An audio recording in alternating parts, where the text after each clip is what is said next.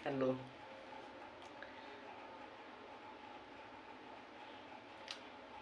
जय हिंद, जय भारत दोस्तों। कैसे आप लोग? उम्मीद करता हूँ कि अच्छे होंगे। तो आज हम इस वीडियो में बताने वाले हैं कि क्लास 10th 4.3 का 1 नंबर का क्वेश्चन। तो आइए पढ़ते हैं। इसमें बोल रहे हैं निम्न दिखात समीकरणों के मूलों का अस्तित्व है तो उन्हें पूर्ण वर्ग विधि से ज्ञात करें। इसमें बोल रहा है समीकरण का अस्तित्व है तो उसको पूर्ण वर्ग विधि से हल कैसे करते हैं। तो आइए हम क्वेश्चन लिखते हैं। क्वेश्चन कह रहा है 1 नंबर का 2x² - 7x + 3 = 0। क्वेश्चन आपको यह है 2x² - 7x + 3 = 0। अब इसका देखना है कि अस्तित्व है या कि नहीं। तो अस्तित्व चेक करने के लिए एक फार्मूला होता है d = b² - 4ac। d यानी विवेचक को कहते हैं। अगर इसके बराबर कोई धनात्मक संख्या आए तो मूलों का अस्तित्व होगा। अगर कोई ऋणात्मक आए तो मूलों का अस्तित्व नहीं होगा। अगर धनात्मक आए तो मूलों का अस्तित्व होगा, उसका हम हल करेंगे। और ऋणात्मक आएगा तो मूलों का अस्तित्व नहीं होगा, उसका हम हल नहीं करेंगे, वैसे ही छोड़ देंगे। तो आइए हम लिखते हैं। देखिए यहाँ पर a हो गया आपको ये 2x² का गुणांक a हो गया, और यहाँ पर ये जो है 7x, तो 7 हो गया b, और ये हो गया c। तो आइए हम बैठाते हैं इस पर। यहाँ पर a हो गया आपको 2, तो b हो गया, यहाँ पर b का स्क्वायर बोलता है तो b हो गया -7। तो यहाँ पर लिखते हैं -7 का स्क्वायर और माइनस का -4, और a हो गया आपको 2, इसके बीच में गुना छुपल रहता है तो गुना 2, और c हो गया आपको प्लस में 3 तो गुना 3। अब देखिए यहाँ पर -7 का स्क्वायर होगा आपको 49, तो यहाँ पर 49 हो गया, माइनस का माइनस 4 गुना 2 गुना 3 तो हो जाएगा 4 दूना 8 या 24, तो यहाँ पर 24 हो गया। और यहाँ पर देखेंगे d बराबर 49 में से 24 गया तो आपको बच जाएगा 25। तो यहाँ पर लिखेंगे मूलों का अस्तित्व है, यानी कि d का मान धनात्मक आया तो मूलों का अस्तित्व होगा। यहाँ पर लिखेंगे मूलों का अस्तित्व है, ये मूलों का अस्तित्व है। तो अब हमको बनाना होगा इसको पूर्ण वर्ग विधि से। तो आइए हम पूर्ण वर्ग विधि से बनाते हैं इस समीकरण को। है तो यहाँ पर करना क्या है, पूर्ण वर्ग विधि में x² के जो गुणांक होता है उस गुणांक से पूरे समीकरण में भाग देते हैं। तो यहाँ पर देखिए x² का गुणांक कौन है, तो x² है, यहाँ पर है 2x², तो x² के पीछे है 2, यानी कि 2x² का गुणांक है। तो हम 2 से पूरे समीकरण में भाग देते हैं। तो यहाँ पर देखिए 2 से पूरे समीकरण में अगर भाग देंगे, यहाँ पर होगा 2x²/2 माइनस 7x/2 प्लस 3/2 बराबर 0। पूरे समीकरण में 2 से भाग दिए। अब देखिए इसको सब्ट्रैक्ट करते हैं तो यहाँ से 2 2 कट गया, बचा यहाँ पर x² माइनस 7x/2। तो इसको हम लिख देते हैं इस तरह से 7/2 इंटू x प्लस में हो गया 3/2 बराबर 0। अब x वाले को एक साइड रखेंगे और जिसमें x नहीं है उसको भेज देंगे दूसरी तरफ। देखिए x वाला को इस साइड हम रखते हैं, x² माइनस 7/2 x बराबर ये 3/2 प्लस में है तो इसको बराबर के उस साइड भेजेंगे तो माइनस हो जाएगा। यहाँ पर हो गया -3/2। यहाँ तक आप लोग समझ गए होंगे। करना क्या है, 1/2 को x के गुणांक से गुना करेंगे और उसका स्क्वायर करेंगे और उसको दोनों तरफ हम ऐड कर देंगे। हर एक क्वेश्चन में 1/2 से गुना होगा, तो यहाँ पर हम पहले लिख देते हैं, उसके बाद गुणा करेंगे। तो लिख देते हैं 1/2 x के गुणांक करके इसका स्क्वायर करेंगे और इसी को दोनों तरफ हम जोड़ देंगे। पहले हम गुणांक कर लेते हैं। देखिए 1/2 x का गुणांक यहाँ पर क्या है इस सवाल में, तो x का गुणांक है ये 7/2। 7/2 गुना x, तो x गुणांक हो गया आपको 7/2। तो गुना करेंगे x का गुणांक x 7/2 हुआ और इसका स्क्वायर करेंगे। अब देखिए यहाँ पर 7 गुना 1 तो 7 हुआ और 2 गुना 2 तो 4, इसका हम स्क्वायर करेंगे। तो आपको यहाँ पर आ गया 49/16, ये इसका स्क्वायर आ गया।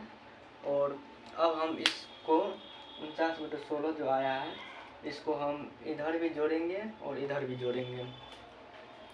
तो देखिए हम जोड़ते हैं इसको, तब तक इसको मिटा देते हैं। देखिए हम जोड़ते हैं, मेरा सवाल ये यहाँ पर निकला है x² - 7/2 x बराबर -3/2।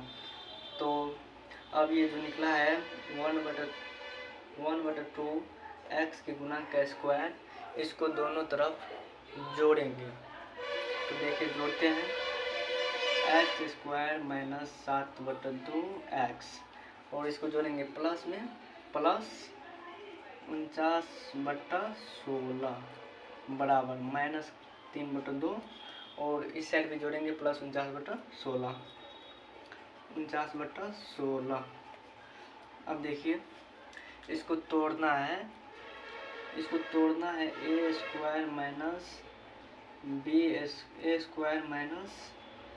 -2ab + b²।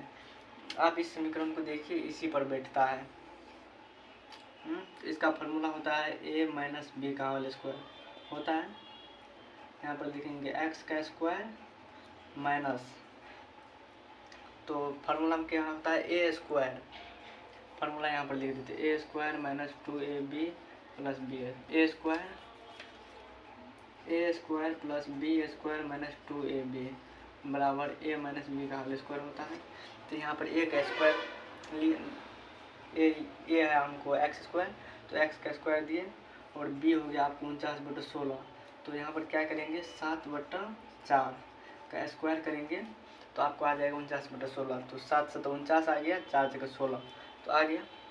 और उसके बाद है -2ab, तो a हो गया आपको x और b हो गया 7/4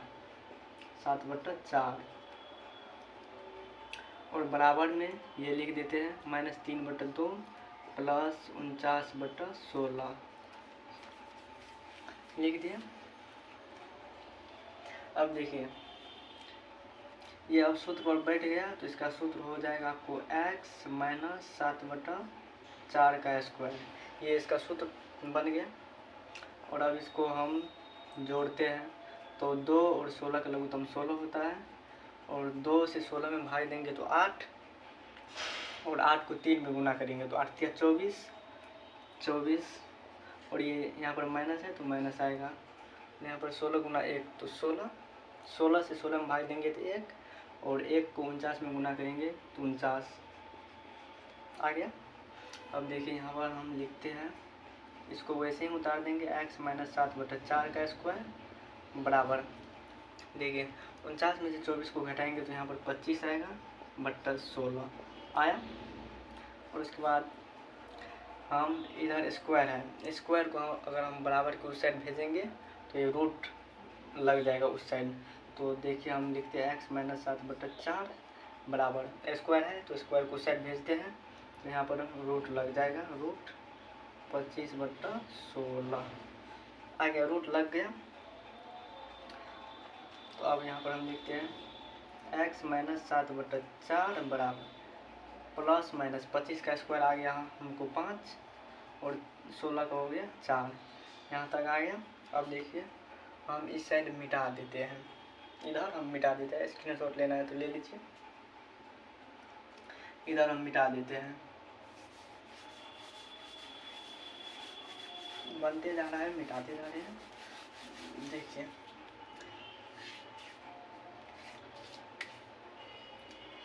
तो यहाँ पर आया हमको क्या, x माइनस 7/4 बराबर प्लस माइनस 5/4 ये आया है। यहाँ पर एक बार हमको लेना है माइनस में और एक बार हमको लेना है प्लस में।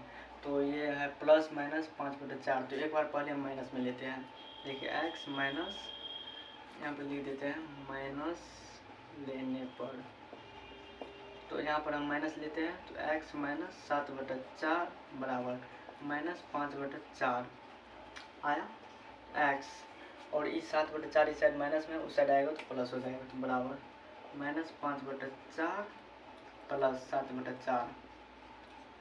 और अब यहाँ पर x बराबर, इसका लघुत्तम होगा 4, 4 एकम 4 तो -5 प्लस 7, यहाँ पर आएगा 2/4, तो ये कट के 1/2 आया, 1/2 आया।